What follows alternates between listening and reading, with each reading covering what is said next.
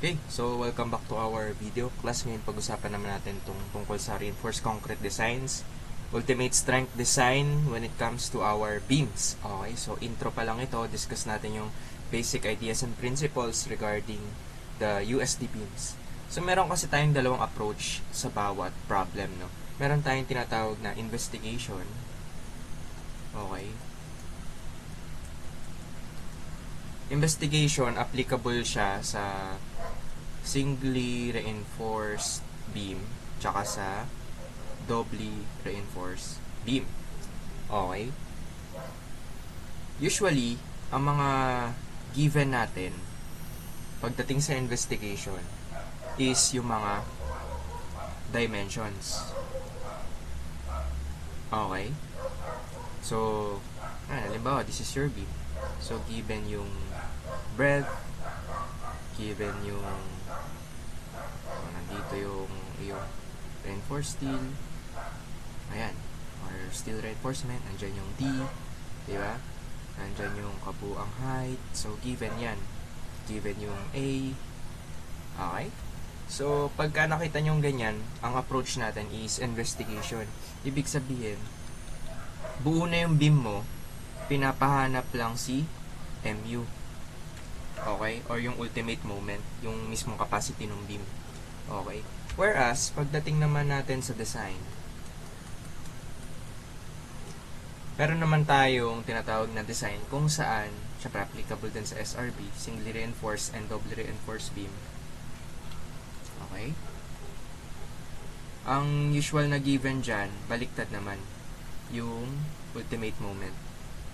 Kailangan mo ngayon hanapin yung kanyang dimensions, okay, yung kanyang area, yung mismong sabihin natin itsura ng beam, figure ng beam, or kung ilan yung reinforcement steel niya, diba? So in that way, more on designing tayo. So ito yung approach talaga natin sa real life. So given yung loads, diba? Given yung mga loads, meron tayong ganitong situation. Halimbawa, magtatayo tayo ng structure sa isang lugar. Again, given yung loads, ultimate moment, and whatever. So, de-design ka ng beam na naaangkop at safe doon based sa given loads. Okay? Or based doon sa condition ng iyong structure. Okay. So, yan. Usually, ito lang naman yung dalawang approach pagdating dito sa ultimate strength design. Okay, so sabi rito, may pro tip. In design, take note kung meron kayong mga given choices, maganda na i-trial and error nyo yung mga choices, i-investigate nyo, or kung mababacksolve nyo kapag hinahanap yung dimensions, mas maganda or baka mas madali yung approach, somewhat advantage natin yun when it comes to design. Okay? So anyway, pag-usapan natin yung procedure. No? Procedure. Excuse. Kung paano natin i-approach or atakihin itong mga ganitong problem. Okay, so mas maganda kung may mga examples tayo later on. So una, let us assume, kailangan pag engineers, assumero kayo, no? And this time, assume natin that the steel yields, okay? 'Di ba? Meron tayong tinatawag na yielding and non-yielding. Mamaya malalaman natin yung difference nun. So, ito yung mga usual na governing formulas pag mag-a-assume tayo ng yielding. So, I hope na-encounter nyo na to, and this is more like of a review. Okay. So, ito kasi yung first and foremost approach or yung formula and ideas na kailangan yung alamin when we are dealing with reinforced concrete design, primarily sa beams. Okay. So, ito pagka SRB or singly reinforced beams. Kapag DRB naman, siyempre dalawa yung bakal nun, top and bottom bars, or yung compression bars, tension bars. Okay, so ito yung usual na ginagamit. Ganun pa rin naman, AB, kanya lang may dagdag, plus ASFY, kasi nga, dalawa yung steel mo. Dalawa yung steel mo, isang top and bottom bars, diba? Top and bottom bars. Pag ito singly reinforced, either top or bottom lang. Okay? So, and, so yun nga, sabi nga natin, assume muna natin that steel is yielding or steel yields. Okay, so next, step 2, we must verify if yielding nga talaga. Verify assumption. Okay, so how can we verify assumption? Gagamitin naman natin tong formula na to. Nasa NSCP lang rin naman to class, no? So, as I was saying, review lang to. Pinapasimple ko lang para in layman's term mas madaling intindihan. Okay, so mas maganda rin kung kabisado nyo to. Although, minsan binibigay sa exam formula, pero may ginasigurado, diba? So, kung kaya nyo kabisaduhin at intindihan, mas maganda. Mamaya, magagamit naman natin to sa ating mga example. So, mas madali siyang tandaan. So, if you want to verify, if tama nga ang assumption nyo na yielding yung inyong beam, kailangan nyong i-testing or i-verify using this formula. Okay. So, ayan. Fs is equals to 600D minus C all over C. Ito naman, ganun din, Fs prime. So, sabihin natin kapag double reinforced, yan, so magagamit nyo rin yan. Okay? So, kailangan masatisfy itong condition na to. Fs, bahin natin yung kulay. Fs must be greater than Fy. Okay? So, ano ba yung mga Fy? Ba, yung mga 248, ganyan, yun yung yielding point ng iyong bakal, yung kanyang strength. Tapos, yung Fs, ito yung actual na solve mo. Okay? So, kailangan mas malaki yung na-solve mo based on this formulas, which is also based on this assumption. Yan, yung mga assumption na yan. Para masabi natin na tama at yielding nga ang ating bakal. So, that's the very first step or yung kumbaga pinaka-bread and butter ng lesson na ito. So, number 3, ask if your assumption is correct. Correct? Sabihin na lang natin ganito. Correct? If yes, or talagang yielding siya, pasensyahan nyo na yung sulat ko, ang pangit talaga. Kunin mo na si Mn. Okay. So, ito yung nominal moment na para makuha mo yung Mu is Phi times Mn, which is ito yung factor mo, factor of safety, diba? So, i-discuss rin natin kung saan makukuha yan. So, pag nakuha mo na si Mn, makukuha mo na rin si Mu as long as meron ka nitong factor of safety, which is tama yung assumption mo sa una, yielding siya. How about if no? Paano kung hindi na-satisfy itong equation na ito? So, paano natin paano natin masasabi na no ang ating assumption? Pagka mas malaki ayun nga, hindi na-satisfy ito. So, meaning, si Fs is less than Fy. Sabihin, masyado maliit si Fs mo. You have to recompute in terms of non-yielding na po siya. Okay? Assume non-yielding. Okay? So, pwede nyo kasing atakihin tong ganitong klase ng problem in this kind of way, which is yung sinuggest ko at discuss natin ngayon, or you can also assume non-yielding kaagad. So, instead na dito pa lang, assume still yields, pwede ka mag-assume ng non-yielding.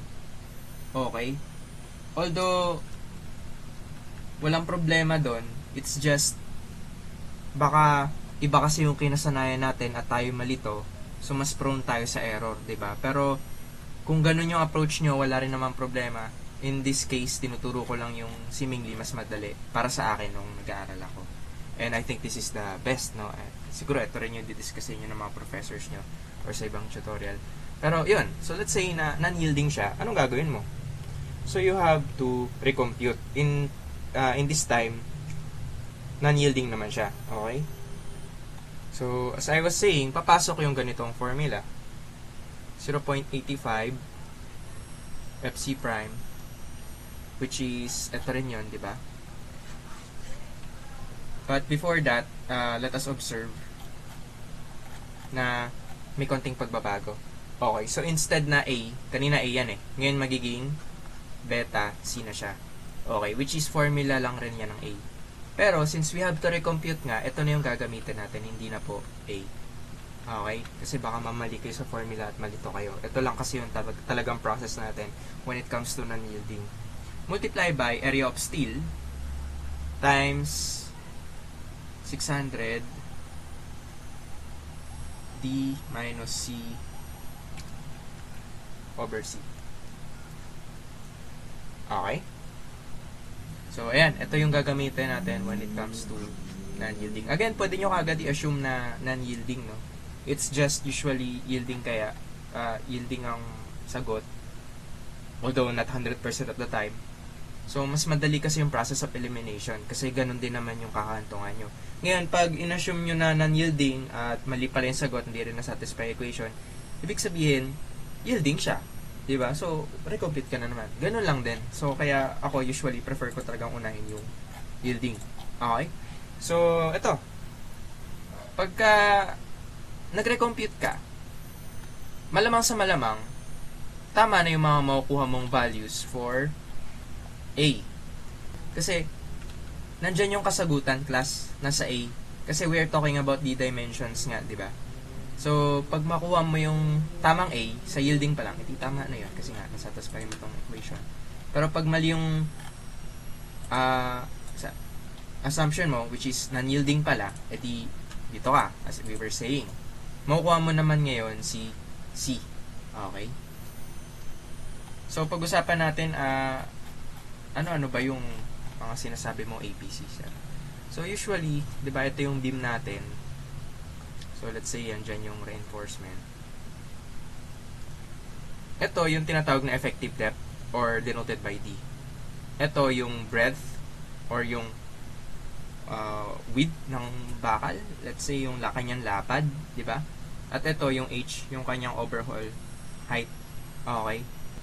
So, dagdag ko lang pala, ang pinaka-concrete cover natin dyan ay hanggang dito lang. So, sagad ng bakal.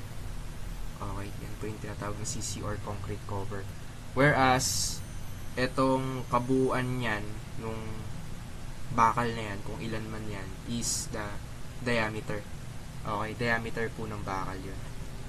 Okay, so, basically, para makuha mo yung total ng buong height, kasi itong effective depth, hanggang gitna lang yan eh. Diba, class? Hanggang gitna lang ng bakal. Yan, hanggang gitna lang siya. So, basically, from this, D plus kalahati nung diameter, okay, plus concrete cover. So, dyan mo makikita yung overall height. Okay? Pag-usapan naman natin, paano makukuha si phi? Or yung tinatawag na strength reducing factor. Okay? Si phi. Okay? Phi ang tawag dyan. Yan yung angle symbol for factor of safety. Okay, so meron kasi tayong tinatawag na iba't ibang region or areas ng bakal. Okay, so alam ko narinig nyo na rin to. Sabihin natin ito yung tinatawag na, sabihin natin stress na lang. Okay. Tapos, ito kung anong classification siya, tapos anong value ng phi na gagamitin mo. Okay, so sabi natin, malalaman natin kung yielding or non-yielding siya, depende sa Fs and Fy. Tama ba? Si Fs being your actual and Fy being your given strength of the steel. Para sa steel reinforcement na gagamitin nyo, usually binibigyan sa problem. So, kapag mas malaki si Fy or equal to Fy, halimbawa 248 ang Fs mo, 248 din ito, or lower, okay? So, papasok ka under compression control. Okay? Ibig sabihin, more on compression type yung inyong member. So, ang gagamitin yung phi is 0.65. Okay? Ito yung reducing factor mo. So, what if yung Fy mo, nasa pagitan siya, or sorry, yung Fs mo, nasa pagitan siya ng Fy and 1,000. Okay, ibig sabihin, transition control to. Ibig sabihin, nasa pagitan, nasa gitna, nasa transition siya. Okay? Control. Okay. So, paano naman yung pinagagamitin mo dyan? So, actually, we have a formula for that. 0.65 plus 0.25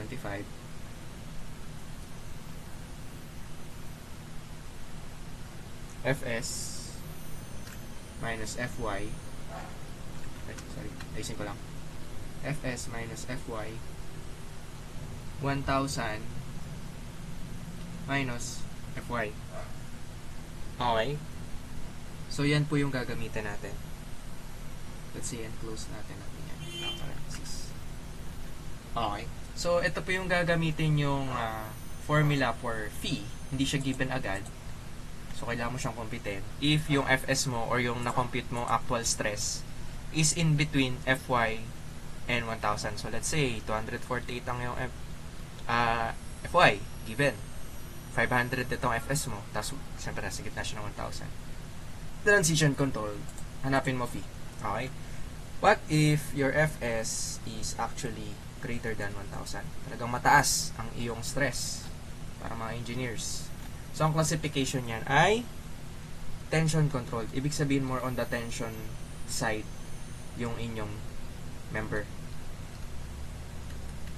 Okay. So, basically, 0.9 ang gagamitin mo. So, yun lang naman. Okay. So, again, may formula tayo for Fs. Diba? Ayan. Para makuha niya si Fs. So, pag nag-fall under sa kung saan man dyan, checkin nyo kung anong F or phi yung gagamitin nyo. Checkin nyo kung anong phi yung gagamitin nyo. Depende kung saan nag-fall under ang inyong Fs. Okay, so, para saan ba ulit yung phi, sir? So, usually kasi, yung kinukuha natin, ultimate moment. Okay? Ultimate moment. So, it is denoted by MU. M, moment. U, ultimate. Okay? So, MU. Yan, ayusin ko yung sulat ko. Yan. So, yung MU na yan, basically, that is equals to phi times Mn. Okay, at etong phi na ito ay, again, yung reducing factor natin. Okay, but what is Mn? Okay. So, basically, itong Mn na tinutukoy natin ay, yun nga, nominal moment. Or ito yung pinakasagad ng bakal mo na walang labis, walang kulang, baga unadulterated siya.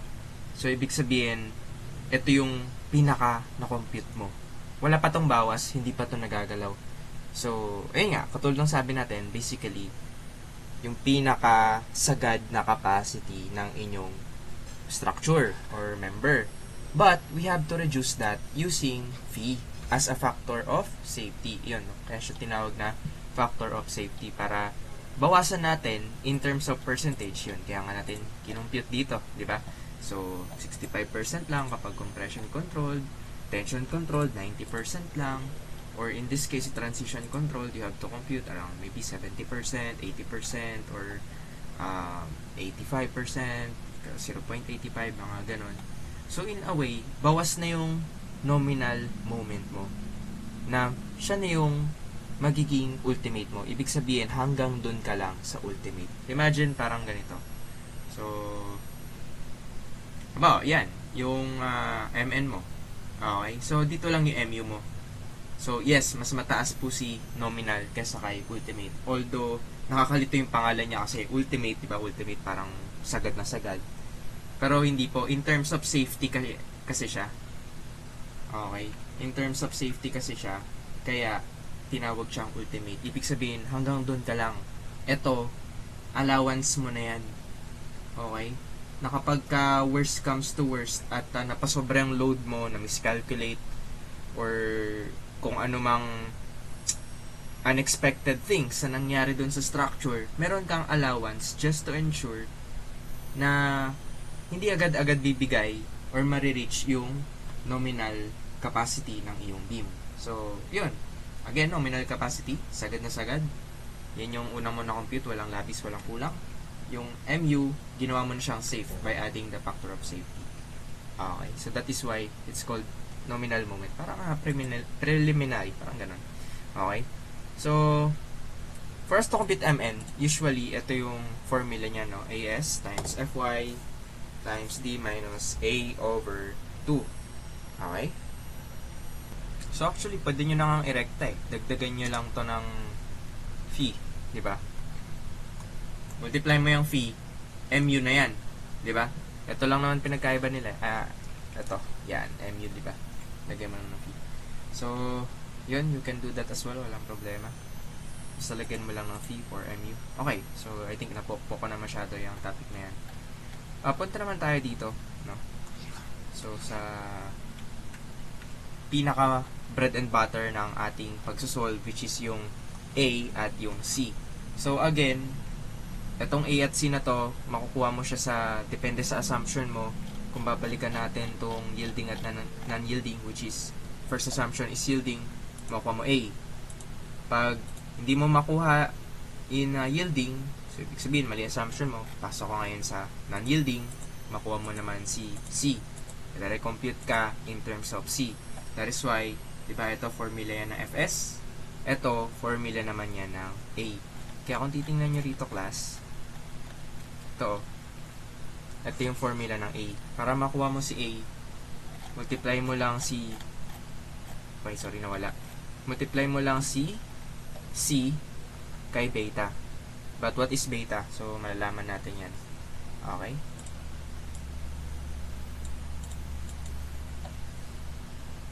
So, paano mo naman nakukuha si C? Ito yung formula niya. Transpose mo lang from A, B, C. So, parang yun yung abbreviation niya para madali nyo matandaan. A, B, C. So, parang ganito. Diba? A is equals to beta C. But what is beta? Paano mo makakompute si beta? So, meron tayong provisions dyan from NSCP. Hinanda ako na rito para hindi kayo malito. So, basically, so, FC prime. Okay? So, given din si FC prime, ito yung compressive stress ng inyong bakal, ito yung compressive stress ng inyong bakal, dito naman tayo magbe-base. Okay? So, what if yung given na FC prime is in between 17 and 28? So, ang lalabas na beta doon, 0.85. How about, mas mataas naman siya sa 28, pero pagitan siya ng 55, so somewhere in between 28 and 55, you must recompute. Okay? 0.85 times 0.05 FC prime minus 28 over 7. Okay? So, yan yung formula kapag yung FC prime mo nag-fall under between 28 and 55. At kung mas mataas naman siya sa 55, ang iyong FC prime, matic 0.65 ang inyong beta. Okay? Pero, usually, ito yung nag-govern sa mga problems na nasusolve ko, na encounter ko. Usually, dito nagpo-fall under talaga. Pero ibigay na rin natin to in case na maka-encounter kayo ng ibang klaseng FC prime. Diba? So, yun lang naman. Tandaan nyo, if FC prime is equals to 28, ito rin ang gagamit niyo, 0.85. Kasi nga, once again, yun yung common. No? So, ano pa ba? And I hope this clears up everything when it comes to our introduction sa RCD. So, I hope may natutunan kayo, and see you on our next video. Abangan nyo yung examples natin. Good luck and God bless sa exam. Okay. Don't forget to like, subscribe, and hit that notification bell for more engineering and math tutorials.